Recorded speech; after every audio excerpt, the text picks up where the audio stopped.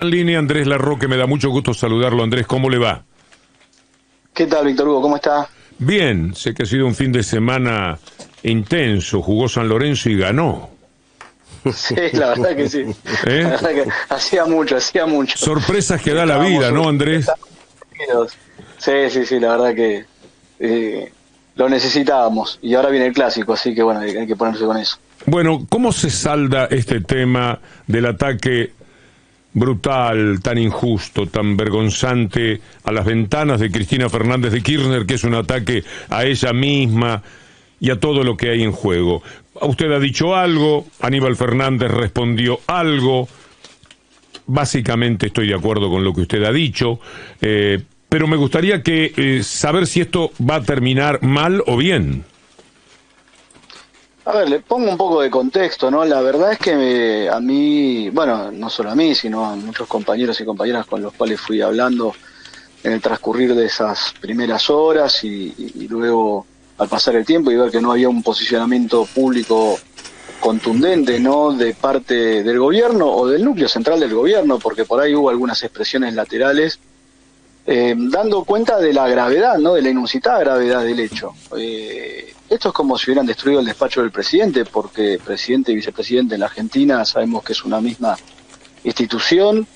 La verdad que yo no tengo recuerdo que haya ocurrido algo así. Inclusive en el propio 19 y 20 de diciembre del 2001 me parece que se quemaron unas cortinas y fue algo que hablamos durante 20 años. Acá destruyeron aviesamente el despacho de la vicepresidenta con todo el contenido político que eso tiene, ¿no? Porque ¿quién es la vicepresidenta? Es justamente la persona que significa un dique de contención a todo lo que ha sido trágicamente en la Argentina el neoliberalismo y el regreso del Fondo Monetario Internacional y todo lo que ya conocemos. Entonces nos pareció que había un trasfondo político y que el gobierno decidió soslayar el tema y minimizarlo. Me pareció absolutamente grave en ese sentido. Además, el operativo, no la precisión. Fíjese, Víctor Hugo, que destruyeron las 4 ventanas, obviamente, y el interior del despacho, que corresponden al despacho de Cristina, pero no afectaron ninguna otra ventana del edificio. Claro. O sea, una precisión. Sí. ¿Cómo le va? Buen día, Lourdes Suazo lo saluda. Y un dato que no fue retratado a la perfección. Minutos antes marcaron con pintura roja la ventana del despacho, claro, ¿no? O sea, estaba dirigido. ¿A qué atribuye? Usted ha sido noticia todo el fin de semana por este pedido, ¿no? De un repudio del presidente que no llegó. ¿Por qué el presidente no habría hecho un repudio público? Entendemos que hubo comunicación interna, pero ¿cómo se lee? ¿Qué entiende? ¿Por qué no lo hizo público? Algo que era casi esperable. Mira, yo recuerdo cuando fue una situación en el vinculada al grupo Clarín, ¿no? ¿Te acordás? Un ataque que nosotros repudiamos como organización y que inmediatamente tanto el presidente como el ministro Aníbal Fernández, creo, y la vocera Gabriela Cerruti repudiaron. Nos llamó mucho la atención la diferencia con esta situación. De hecho, el presidente me llamó el mismo día sábado, hablamos, tuvimos una larga charla muy frontal, donde le expliqué que justamente más allá de las comunicaciones internas o privadas, que yo desconocía obviamente, creo que lo que estábamos reclamando era una postura pública para señalar la gravedad, porque yo repito, no podemos dejar pasar esto. Para mí hay un mensaje, ¿no?, en atacar a Cristina. Me parece que hay un mensaje de carácter mafioso. El mismo Aníbal Fernández, el nuevo ministro, reconoció que el ataque fue intencional. Entonces me parece que tenemos que no solo encontrar a los autores materiales, sino encontrar a los autores intelectuales y qué hay detrás de todo esto, porque estamos viendo un momento muy sensible. Y yo creo que aquellos que se... Sí, perdón, sí. Larroque, Fernando Borroni, buen día. Justamente sobre esto, se está viviendo un momento muy sensible dentro del Frente de Todos por el acuerdo con el fondo, lo que ya sabemos, sucede esto y este silencio de parte del gobierno. ¿Cuál se te ocurre que es la primera punta de lanza para retomar el proceso de consolidar la unidad del Frente de Todos?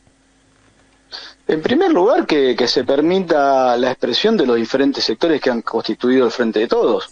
Desde ya que el sector que es mayoritario y que naturalmente se se siente representado por Cristina, pero me parece que estamos viviendo un momento de peligrosa autoproscripción de un sector de la fuerza. Acá opina un kirchnerista y es un drama y se rompe la unidad.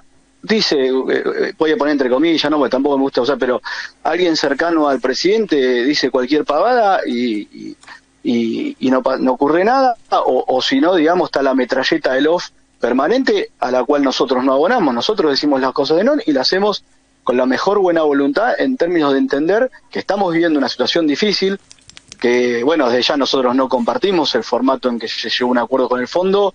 Te pueden decir, bueno, no queda otra, sí, perfecto, pero ¿qué hicimos los 2 años previos? Teníamos una pandemia, teníamos un préstamo absolutamente espurio, o sea, ¿cómo se trabajó, se convocó a la sociedad a movilizarse, se generó conciencia? Me parece que el gobierno regaló mucha iniciativa en ese sentido, y que además venimos de perder las elecciones, o sea, no es que estamos en una situación de triunfo. Entonces, en esta situación donde se pareciera que se pretende proscribir una parte, sobre todo mayoritaria además de la fuerza, creo que tenemos que reaccionar rápido antes de que sea tarde.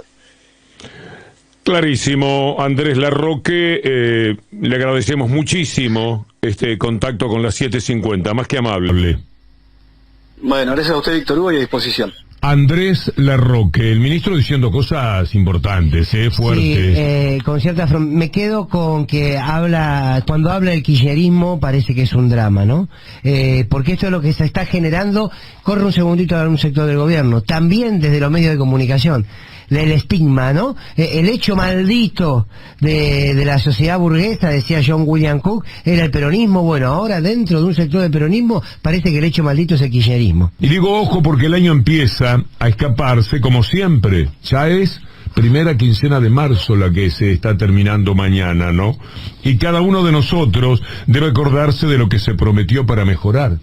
O no hemos dicho, yo a partir de marzo le doy con todo a tal tema, y después llega abril, mayo, junio, y nada hacemos al respecto.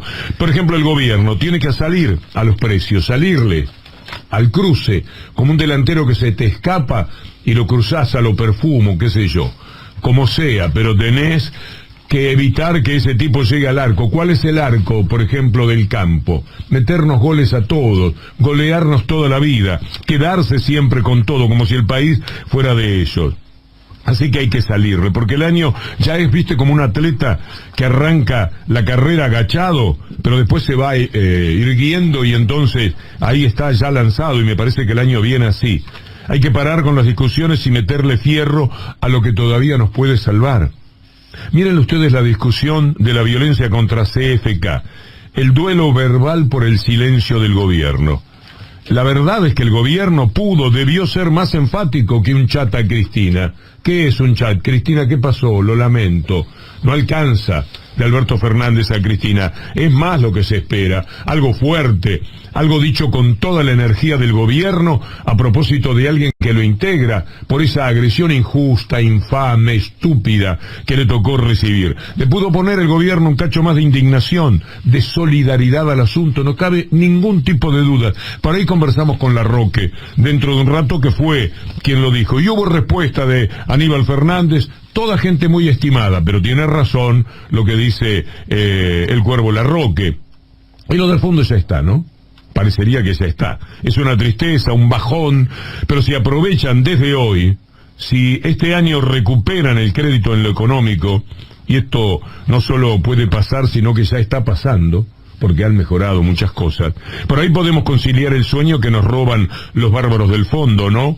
La unidad sigue siendo el desafío, sobre todo en estos tiempos. La unidad del frente de gobierno sigue teniendo muchas materias, deuda pendiente. La pregunta sigue siendo ¿para qué? Y preguntarnos a 2 años de gobierno ¿para qué? De la unidad, habla al mismo tiempo de que no se ha hecho del todo las cosas bien. En 2 años no se puede consolidar una unidad política. No se puede consolidar una unidad política porque en realidad todavía lo sostiene una unidad electoral. Y esto tiene varias responsabilidades. A 2 años de gobierno, el frente de gobierno sigue siendo una unidad electoral y no política. El ser mejores, que fue parte del discurso de la campaña, no exigía que cada uno renuncie a lo que era. El ser mejores no significaba que se cambie la mirada y que se renuncie a la historia. El ser mejores tenía que ver con construir una síntesis política más allá de las diferencias, más allá de los matices. Y eso es lo que parece que para muchos todavía no está claro. Y que para muchos lo siguen teniendo en deuda. Claro, el titubeo permanente, el cambio de discurso permanente, no genera las condiciones para poder discutir una política y construir unidad. Y eso es lo que está pasando. ¿Cómo se puede construir una unidad si no hay en quien conduce una clara línea de gestión de gobierno? Hay que salir de la lógica electoral del 2023, porque del 2023 no gana nadie si no hay discusión política. Pero tampoco gana nadie si la unidad es solo para mantener el poder. Porque hoy en día, sobre todo, y con respeto y humildad digo, cuando lee uno de los documentos de algunos intelectuales cercanos al gobierno, que titularon La unidad del campo popular en tiempos difíciles, parece una línea, unos textos, de a ver cómo hacemos para despolitizar, y a partir de la despolitización entendemos que no hay otra. Pero es una mirada muy particular. Hay que salir de la lógica electoral de 2023. Insisto, sin la unidad no se gana, pero con una unidad simplemente para no perder el calorcito del trasero en donde estamos sentados tampoco sirve.